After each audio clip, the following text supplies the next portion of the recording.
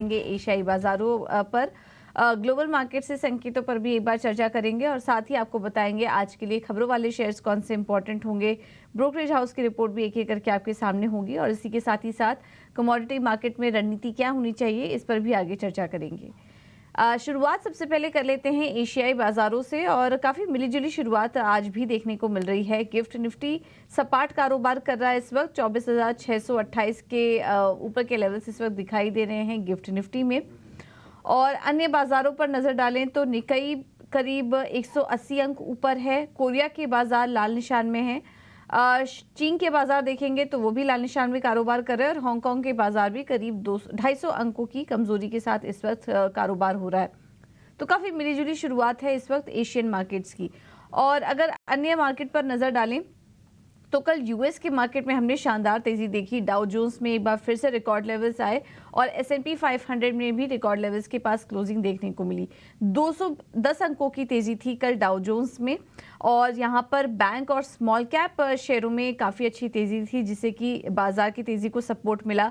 Small cap index की बात करें रसल 2000 तो 2022 के बाद अपने ऊपरी स्तर पर ये इंडेक्स कारोबार कर रहा था। तो हम देख रहे हैं ब्रॉडर मार्केट में काफ़ी अच्छी खरीदारी इस वक्त देखने को मिल रही है और यहाँ पर अब रिपब्लिकन पार्टी की जीत की संभावना भी बढ़ चुकी है और उनके आने के बाद माना जा रहा है कि डोनाल्ड ट्रंप के आने से फ्रेंडली फिस्कल पॉलिसी भी आएगी और इसी अनुमान से बाजार में तेजी बनी हुई है। स्टॉक स्पेसिफिक एक्शन भी काफी ज्यादा दिखे। अनुमान से अच्छे नतीजों के बाद गोल्डमैन सैक्स में करीब 2.5% की तेजी थी और इसके अलावा आज bank of America, Morgan Stanley, United health जैसी कंपनियों के भी आज नतीजे आएंगे, उस पर भी हमारी नजर रहेगी। इस बीच एक और डेवलपमेंट हुआ। फेड चेयरमैन के कुछ बयान भी निकल कर आए और उनका कहना था कि ब्याज दरों में कटौती के लिए महंगाई के 2% के स्तर पर आने का इंतजार वो नहीं करेंगे क्योंकि पॉलिसी में ऑलरेडी एक लैग इफेक्ट आता है।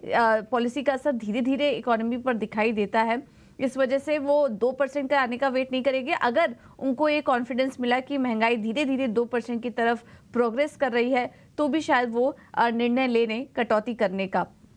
तो उनके बयान से निकलकर आ रहा है कि फेड अब ज्यादा लंबे समय तक नहीं रुकेगा क्योंकि हाल फिलहाल के आए आंकड़ों से भी कहीं ना कहीं उनको कॉन्फिडेंस मिल रहा है। तो हो सकता है जुलाई में अभी पॉलिसी, जुलाई अंत में फेड की पॉलिसी भी होने वाली है, देखना होगा क्या कुछ बयान वहां से निकल कर आते हैं। लेकिन सितंबर पॉलिसी में कटौती की संभावना अब काफी तेज हो चुकी है। यूरोप के बाजार से संकेतों की बात करें तो तीनों इंडाइसेस लाल निशान में बंद हुए। कमोडिटी मार्केट और बॉन्ड मार्केट की बात करें तो एक तरफ फेड चेयरमैन का बयान था, दूसरी तरफ डोनाल्ड ट्रंप पर हमला होने से कुछ पॉलिटिकल टेंशन भी हुई, तो उसी के बीच एक दायरे में कारोबार करते हुए दिखाई दिए बॉन्ड मार्केट और कमोडिटी मार्केट। बॉन्ड यील्ड्स में हल्की तेजी हमने देखी, डॉलर में तेजी आई डोनाल्ड ट्रंप पर हमले के बाद और डॉलर में जिस तरीके से तेजी आई उसके बाद कच्चे तेल में हमने वीकनेस देखी। गाजा में सीज फायर युद्ध विराम के पर किस तरह की प्रोग्रेस हो रही है उस पर फिलहाल नजर बनी हुई है और उसके पहले हम देख रहे हैं कि कच्चा तेल भी $84 के पास ही कारोबार कर रहा है। लेकिन ब्याज दरों में कटौती की जो बात है वो तेजी से हो रही है जिसके चलते सोने में लगातार एक तेजी बनी हुई है और सोना अब 1 महीने के ऊपरी स्तर पर गोल्ड कारोबार कर रहा है। तो ये है एक्शन। काफ़ी सारी खबरें, काफ़ी सारे अपडेट्स इस वक्त निकल कर आ रहे हैं। फेड चेयरमैन की पॉलिसी है, उस बीच इलेक्शन का भी माहौल है, चुनावी माहौल भी है यूएस में। तो इस बीच हम देख रहे हैं कि यूएस में अच्छा कारोबार हो रहा है और बॉन्ड मार्केट और कमोडिटी मार्केट से भी ज़्यादा कुछ टेंशन वाली बात नहीं है। तो ओवरऑल माहौल अच्छा है भारतीय बाजारों के संदर्भ में अगर बात करें तो आज के लिए तो क्यूज ठीक ठाक ही हैं। एक बार एफआईएस और डीआईएस के आंकड़े भी देख लेते हैं, उसके बाद हम समझेंगे कि आज कौन सा लेवल इंपॉर्टेंट होंगे भारतीय बाजारों के लिए। कैश मार्केट में एफआईएस की तरफ से कल 2,685 करोड़ की खरीदारी हुई, उसके सामने डीआईआईज ने 331 करोड़ की बिकवाली की है। इंडेक्स फ्यूचर में 1335 करोड़ की खरीदारी हुई और इंडेक्स ऑप्शन में भी 8,436 करोड़ की खरीदारी का आंकड़ा निकल कर आ रहा है। तो काफी अच्छी बाइंग इस वक्त नजर आ रही है एफआईएस की तरफ से। और कल हमने देखा कि भारतीय बाजारों में भी काफी शानदार तेजी थी, थोड़ा एक करेक्शन आया लेकिन उसके बाद वापस से रिकॉर्ड लेवल्स टेस्ट करते हुए नजर आया। बैंक निफ्टी में भी शानदार रिकवरी निचले स्तरों से कल देखने को मिली है। अब आज के लिए कौन से लेवल्स खुल चुके हैं भारतीय बाजारों के लिए ये एक बार समझ लेते हैं। हमारे साथ बाजार पर एनालिसिस करने के लिए डिम्पी कालरा जुड़ चुके हैं। Dimpy, good morning. आज कैसे संकेत आ रहे हैं निफ्टी और बैंक निफ्टी में? आज शुरुआत कैसी हो सकती है भारतीय बाजारों की?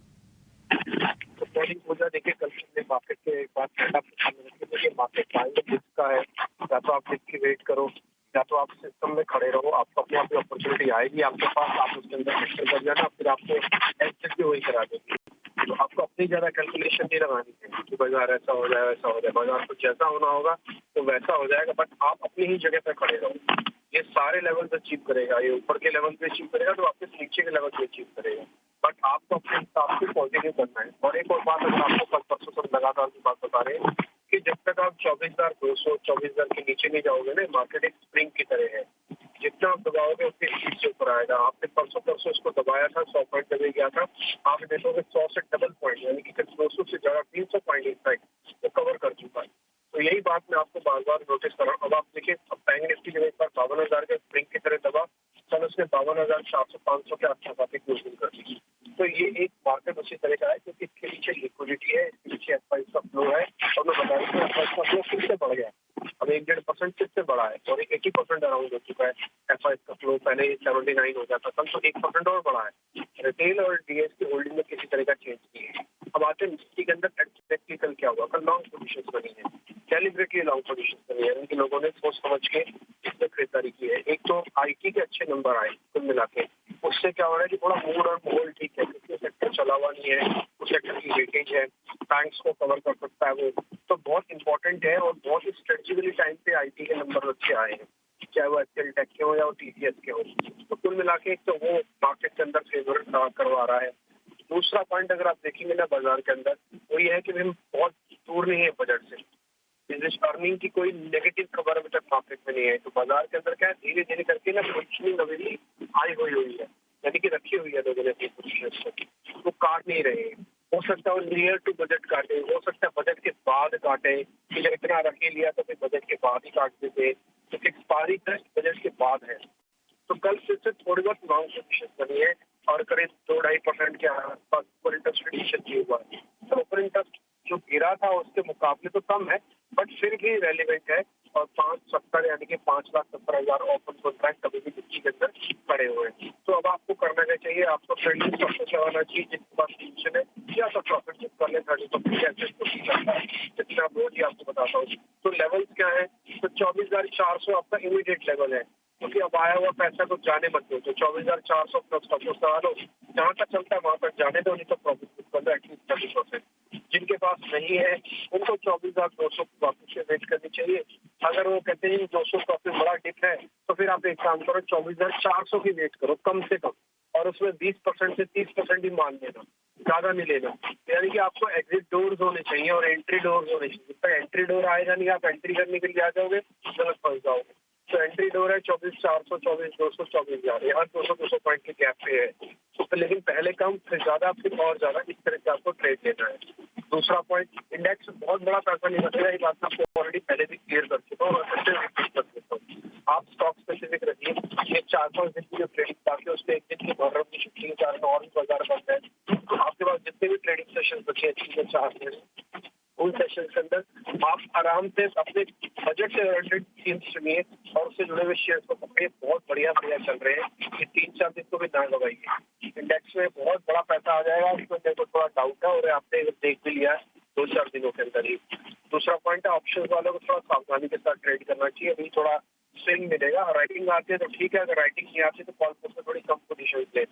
करीब 3-4 share F&O bank, 5 share F&O bank में आप उन बैंक वाले शेयर्स को थोड़ा ध्यान रखिएगा। एफ की होल्डिंग मैं बता चुका हूँ।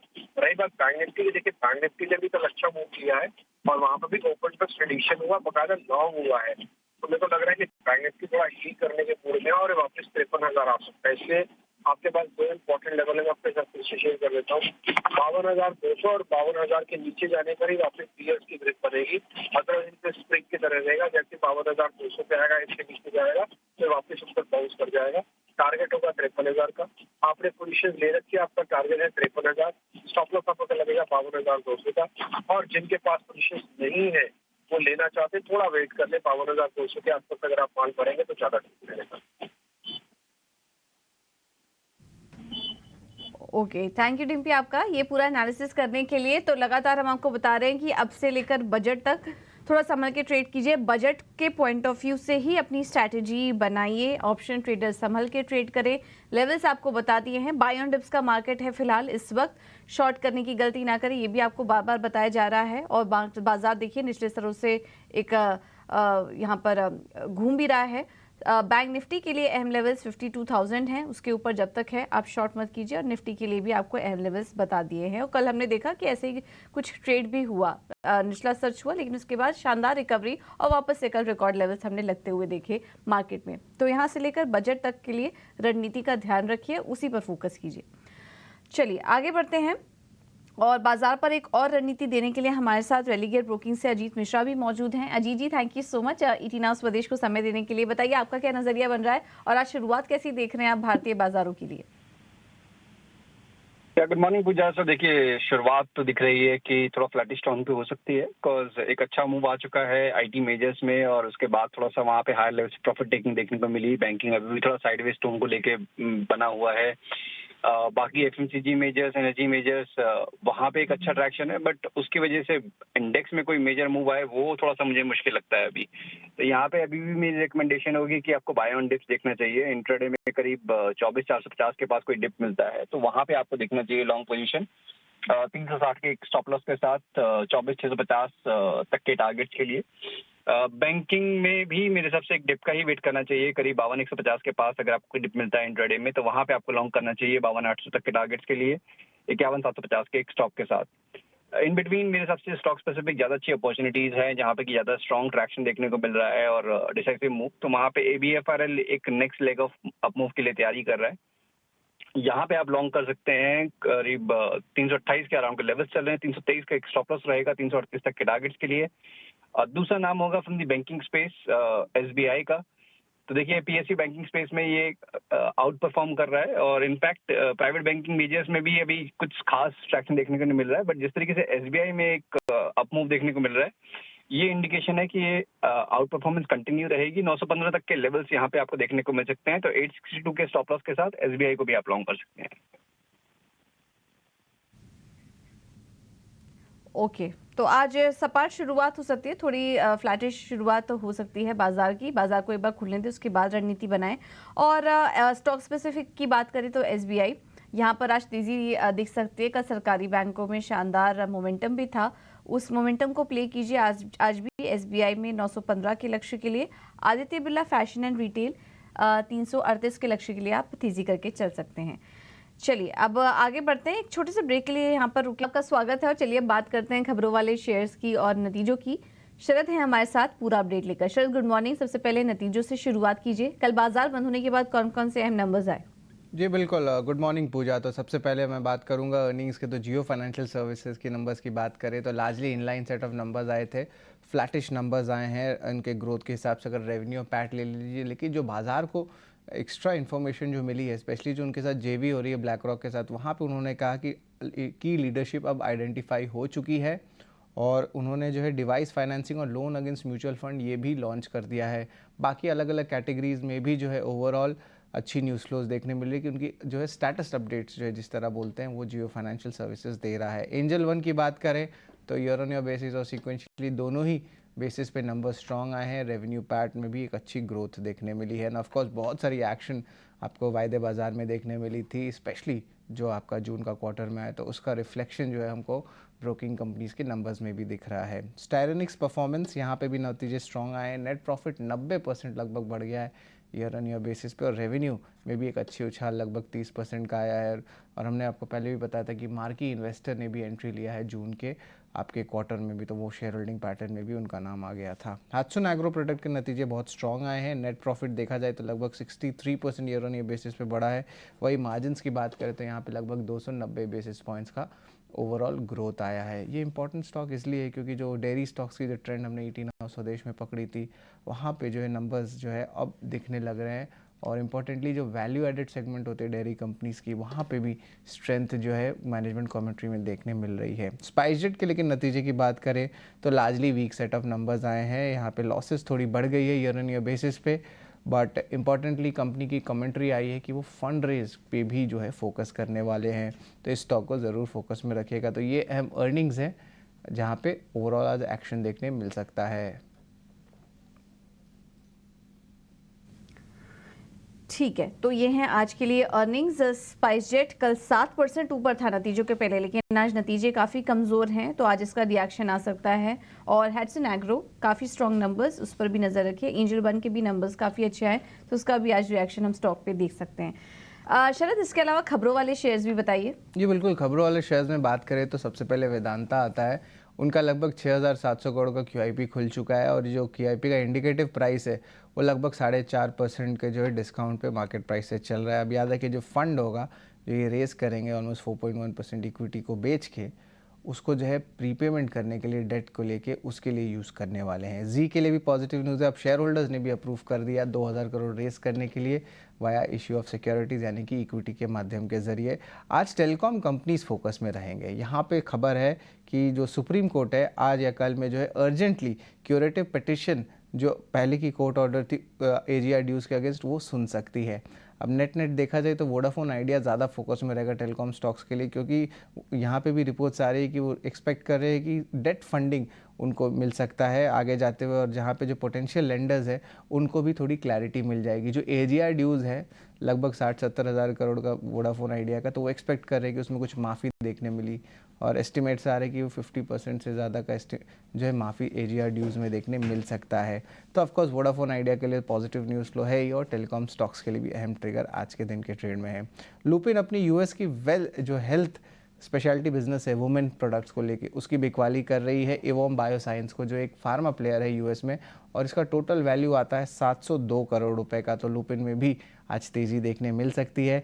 HUL उनकी जो नॉन कोर एसेट है यानी कि इंपॉर्टेंट जो बिजनेस के पार्ट नहीं है, वहाँ पे वाटर प्यूरिफिकेशन बिजनेस की उन्होंने बिकवाली की है AO स्मिथ को। इसका एंटरप्राइज वैल्यू लगभग 600 करोड़ का है, और जो डील हुई है 2 times EV by sales FY24 के नंबर पे हुई है। मार्केट से डिस्काउंट पे हुई है, लेकिन याद रखिए ये एक नॉन कोर एसेट है, तो उनके जो है मैनेजमेंट की जो स्ट्रैटेजी है वो लार्जली इनलाइन है कि अपने नॉन कोर एसेट्स को वो डिस्पोज ऑफ करें। नुवाना का है कि सेल मार्जिनली पॉजिटिव है और मेंटेन बाई रेटिंग रखा है। सेंचुरी टेक्सटाइल्स की जो रियल एस्टेट आर्म है 5 एकड़ ज़मीन NCR में ली है, जिसका जो रेवेन्यू पोटेंशियल है वो 1400 करोड़ से ऊपर हो सकता है। इस स्टॉक में आज तेज़ी देखने मिल सकती है। NLC GMDC इन दोनों स्टॉक्स में भी फोकस रखिए। ये दोनों ही सक्सेसफुल बिडर हुए हैं जब कोल मिनिस्ट्री ने 3 कोल माइंस एलोकेट किए हैं, और इस ऑक्शन का जो कीमत है तीनों माइंस मिला के वो लगभग 3000 करोड़ रुपए का है। एक स्मॉल कैप कंपनी है, 2 कंपनीज मैं आपको बता देता हूँ जो एयरक्राफ्ट के मेंटेनेंस में यूज़ आती हैं कंपनीज, तनेजा एरोस्पेस और टाल एंटरप्राइजेज है। तो ये स्मॉल कैप कंपनी, लेकिन एक इम्पॉर्टेंट अनाउंसमेंट आया है। यहाँ पे गवर्नमेंट ने इम्प्लीमेंट किया है 5% integrated goods and services tax aircraft items पे।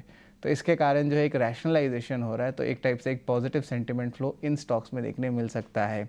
और आखिर में यूनिकेम लैब्स को 5 ऑब्जर्वेशंस आई है USFDA द्वारा उनके गोवा के फॉर्मुलेशन प्लांट को लेके, तो यहाँ पे थोड़ी negative news flow Unichem labs में देखने मिल रही है। तो ये अहम स्टॉक्स है जहाँ पे आज एक्शन देखने मिल सकता है।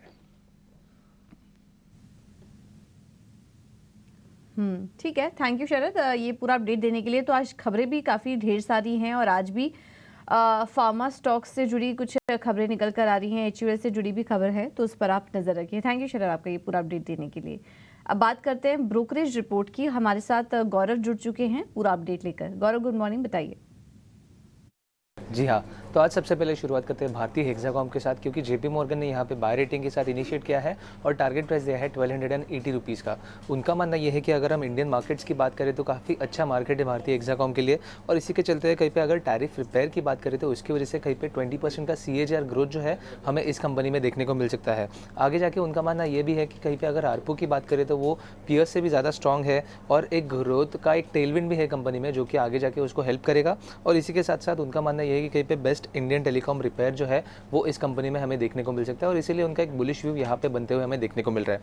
अगली बात करते हैं वोडाफोन आइडिया की, जहाँ पे सिटी ने बाय रेटिंग बरकरार रखते हुए टारगेट प्राइस जो है वो 23 रुपीज़ का दिया है। और इसका मेन रीज़न ये है कि जो AGR का केस चल रहा है इसके ऊपर कंपनी ने जो है सुप्रीम कोर्ट को पहले ही अप्रोच कर दिया है, और इनका मानना यह है कि कहीं पे अगर फेवरेबल आउटकम निकला तो कहीं पे कंपनी को 30,000 to 35,000 करोड़ का एक बेनिफिट देखने को मिल सकता है। अगर हम मैनेजमेंट की माने तो उनका मानना यह है कि कहीं पे गवर्नमेंट का सपोर्ट उनको मिलेगा और इसी के चलते हुए एक बुलिश व्यू सिटी की तरफ से वोडाफोन आइडिया पे बनते हुए हमें देखने को मिल रहा है।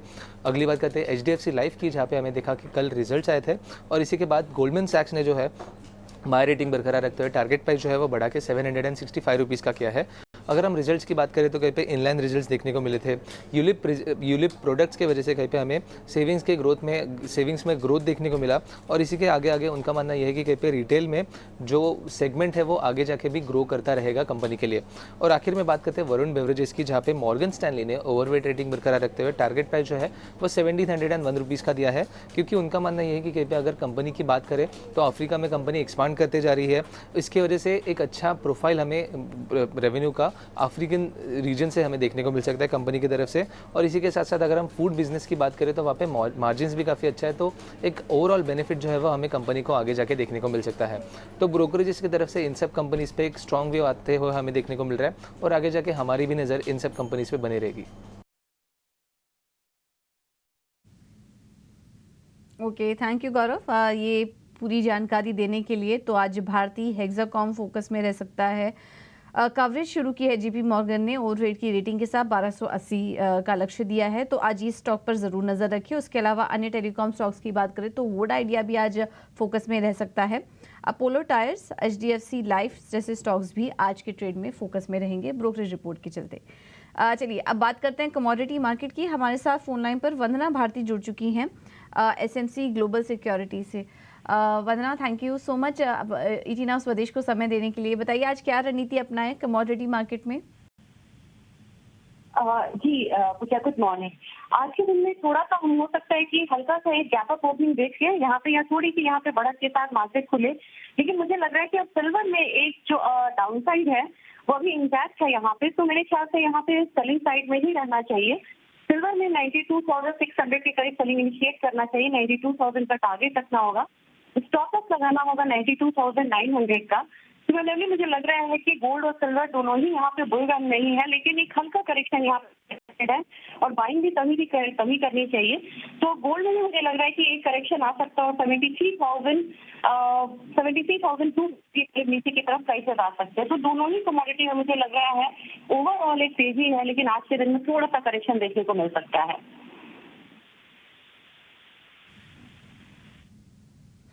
ठीक है, तो क्रूड में भी बिकवाली करने की सलाह है और सिल्वर में भी आज बिकवाली का ट्रेड आप लीजिए।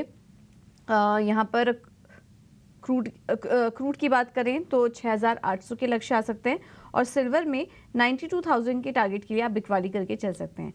थैंक यू वंदना जी आपका आज समय देने के लिए और ये रणनीति भी सुझाने के लिए। चलिए फिलहाल इस शो में इतना ही। एक छोटे